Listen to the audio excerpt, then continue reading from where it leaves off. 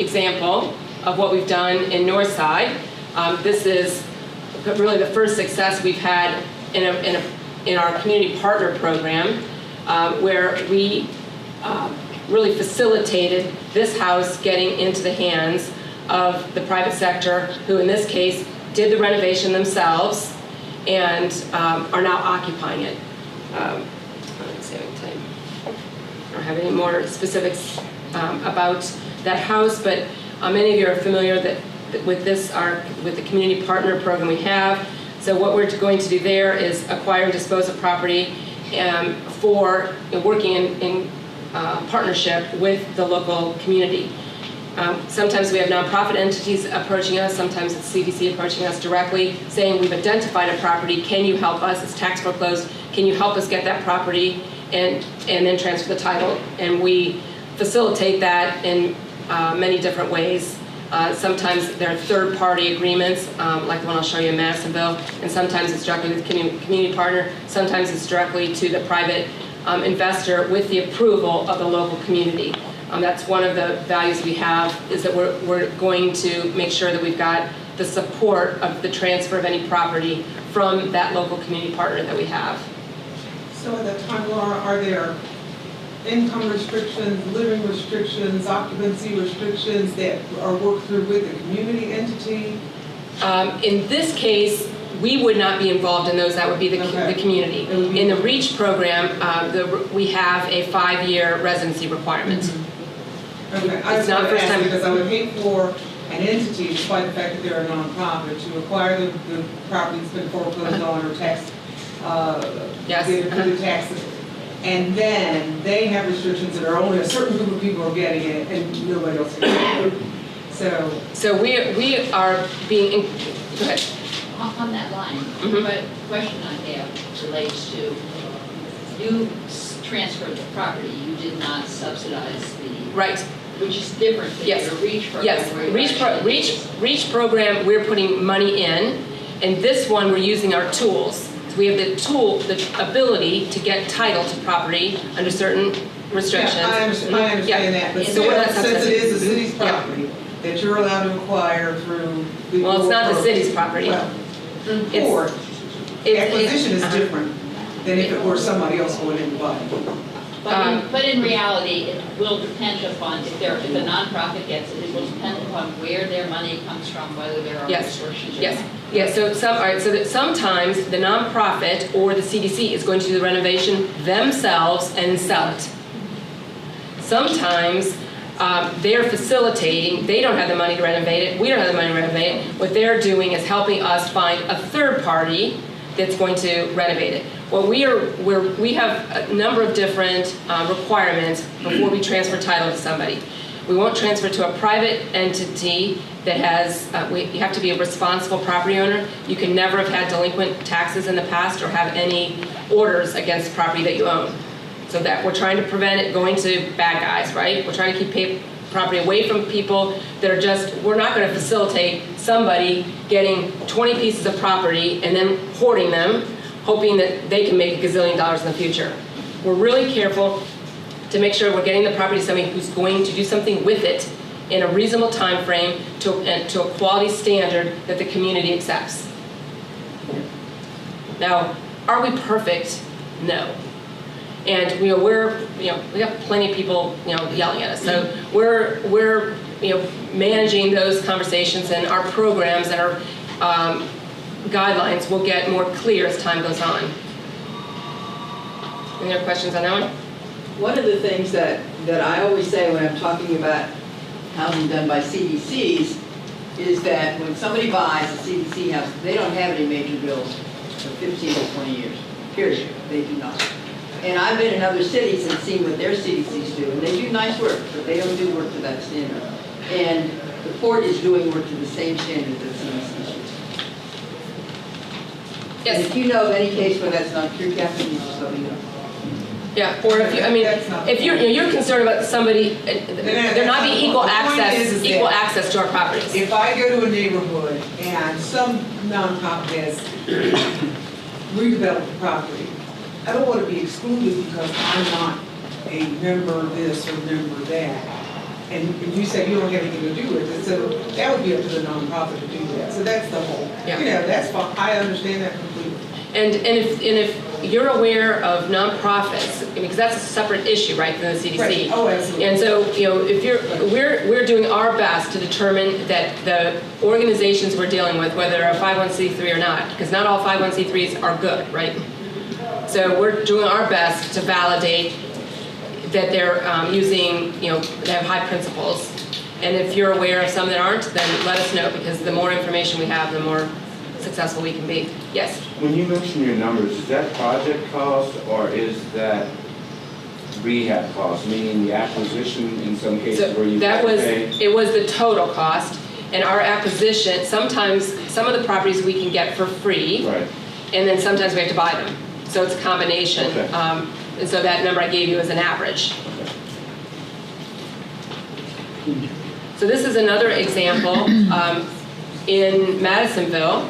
In this case, we worked with the Madisonville Community Urban Redevelopment Corporation, and this is a case I was mentioning earlier where this was really a three-party contract.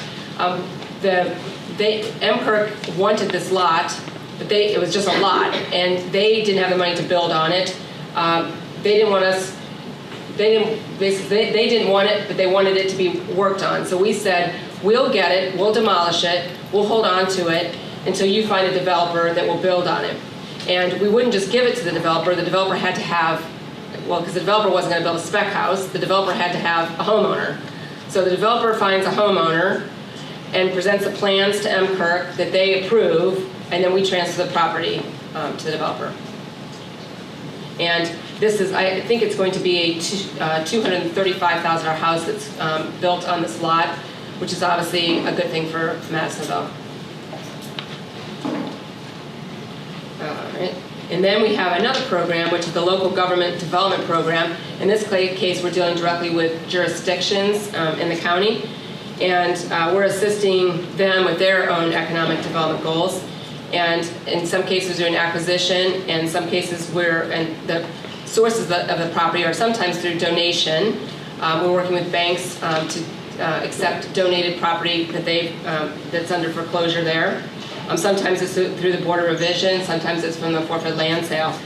And we're also working with those communities and writing grants to help them get funding to deal with the abandoned distressed properties. So in this case, we accepted a donation of a single-family building in the village of Lockland from Wells Fargo in March, and worked with the city of Lockland. They agreed that they wanted the property, so we transferred it to them. They're going to do the redevelopment and sell to a future owner-occupant. So in that case, it was a municipality rather than CDC. We're also in the land bank using, we've been allocating $350,000 a year out of our land bank funding for stabilization of significant properties. We have an advisory board to our land bank to help assess properties throughout the county that aren't ready for redevelopment yet, but need money to be stabilized, or they will fall apart and there'll be no hope of redevelopment in the future. So here on the left you have the former home of Christian Moorline. On the right-hand side, Mount Healthy Theater. We've also done the Regal Theater in the West End. And can you think of any other significant ones? Farmers Hotel and Northside. Yes, Farmers Hotel, that's a good one. Laura, is that the Christian Moorline house? What street is that on? You know? Mulberry, I think? Yeah, I think it is on Mulberry. Mulberry. Is Ryan Messer doing that? So I can't tell you. I can't tell you specifically. He was just in our office a couple weeks ago. He's working on like 4 or 5 different properties on Mulberry, and that's an example where he's coming to us asking for our help, and we're putting him through the ringer, saying you've got to show us that you've got the financial. We want to see the plans. We want to see the quality of construction you're going to do. We want to make sure you've got the money, and we want to know what your timeline is, so that they are going to be redeveloped before we transfer. So, I just don't know if that's one of them. Are you guys getting the properties? He's acquired properties on Mulberry, and then there are a couple vacant lots that are, yes, that we can help with. Yeah, questions on stabilization? Here's another one. Saw this one was in the news recently. It was obviously in great need of stabilization. It was falling off. The front of the building was actually falling off. In this case, we worked with the City of Cincinnati and 3 CDC to preserve that structure. So we're paying for part of the funding on that one, and the city and 3 CDC are paying for part of it as well. All right, so now I get to our most recent news. Maybe this is a surprise. Okay, that's a surprise. Okay. As of last Monday, the Port Authority is taking over the management of the Homesteading and Urban Redevelopment Corporation where Ed has worked and done much good work over the years. This is a 501c3 institution that was actually started inside the city of Cincinnati. It's the one that ran the dollar program previously. It's most recently had its highest activity with the National Community Stabilization Trust, has the First Look program. And so in that case, we have an opportunity, really a first look at properties throughout the county in northern Kentucky to decide whether or not we want to purchase them, and then either, in most cases, do renovation. The renovation here, this is going to be more scattered site, obviously throughout the county, and the renovation might be at a lesser scale than what we talked about in that REACH program. The goal is going to be to get them back on the market quickly, trying to help prevent this vacant property sitting in the middle of the street, bringing down the property values of all the homes that are around it. We're excited about taking this over, taking over the management of this. We've got a reconstituted board of directors. 2 of the Port Authority board members are serving on that board now, which I think is a really good sign for our community revitalization initiative to get our board members more deeply entrenched in the work that we're doing at the community level. So that's part of the whole master strategy. So we're excited to bring our finance and real estate and legal skills to bear on this. And we will be reaching out to stakeholders over the summer to assess what the needs are, what new program. If we bring back the homesteading program, what should that look like? And that gets a little bit more specifically to the idea that you were mentioning before, where we're not doing the renovation, but we're facilitating the transfer of property to somebody who has the means to do that.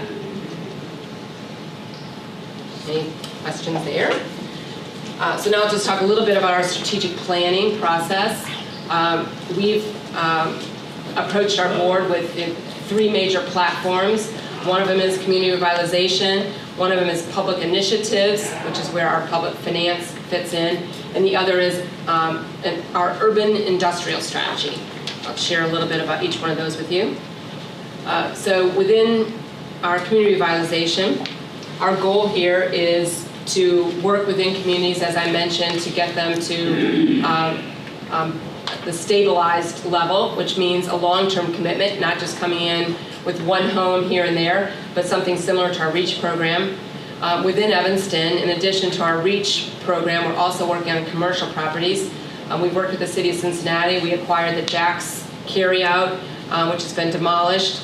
Obviously, in these communities, as we're working on the residential markets, and this gets a little bit, to the long-term value that you were mentioning earlier, you have to take the crime hotspots. We funded $500,000 for the demolition of the former St. Ledger building. We've, like I said, owned the former Jack's Carryout site. We have heard that the crime in Evanston has gone down 40% since we got involved there. We recognize that it'll take a while to bring back the community business districts, but really before we can say, okay, Evanston's stable, we've got to be able to sell lots. We've got to be able to identify that our home builders are willing to come in and do infill construction on the lots that we own, and we've got to find a market for those business district properties. And so that's really our commitment. We're saying 5 years, and perhaps we're ambitious, but that's a real sign that the community is stabilized and we can move on more completely. But we're saying that we want to spend $4.5 million in each one of the communities. That is going to require us raising more money than what we have available from the land bank. So that our board is committed to, all right, we've got to go figure out other places where we can raise additional funds for our community work. So in a 10-year time frame, we would hope to have 5 communities stabilized.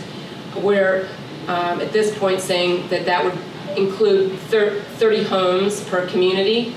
So that's where